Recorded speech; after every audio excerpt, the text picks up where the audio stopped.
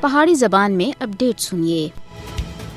دنیا بھر میں زہر والی دوائیاں دے بارے وچ تازہ ترین وارننگ جاری کی گئی ہے۔ بھارت وچ تیار کردہ کھنگ دا ایک اور شربت WHO سن زہر آلود قرار دیتا ہے۔ WHO سن ایک بھارتی دواساز کمپنی دے تیار کی گئی کھنگ دی شربت تے اتے میڈیکل پروڈکٹ الرٹ جاری کر کے دا ہے اور اس کو کولڈ آؤٹ دا نام دیتا گیا ہے۔ WHO سن عراق میں حاصل کی گئی بھارت دی طرف تے تیار کردہ کھنگ دی شربت کولڈ آؤٹ دی ایک کھیپ زہریلے کیمیکلز دی ناقابل قبول مقدار قرار دیتا ہے۔ WHO دا آخنا ہے کہ بھارت وچ تیار کی گئی کولڈ آؤٹ کھانسی دے شربت وچ پائے جانے والے آلودگی تھوڑی مقدار وچ بھی مہلک ہے۔ بھارت وچ تیار کردہ کولڈ آؤٹ کھانسی دے شربت دے واسطے WHO دا آخنا اکتوبر 2000 تھیں بھارتی دواساز کمپنی کو کٹ تے کٹ چوتھا تے بھی پروڈکٹ الرٹ ہے۔ انڈونیشیا، گیمبیا، ازبکستان اور کیمرون وچ اس بھارتی شربت تے استعمال تھی کٹ تے کٹ ایک سال وچ تقریباً 300 بچے موت تے منہ وچ چلے گئے۔ اکتوبر 2022 وچ بھارتی میڈن فارما دی طرف تے تیار کردہ کھنگ دی شربت تے گیمبیا وچ 70 بچوں دی موت واقع ہوئی ہے۔ دسمبر 2022 وچ 19 بچے اس کھانسی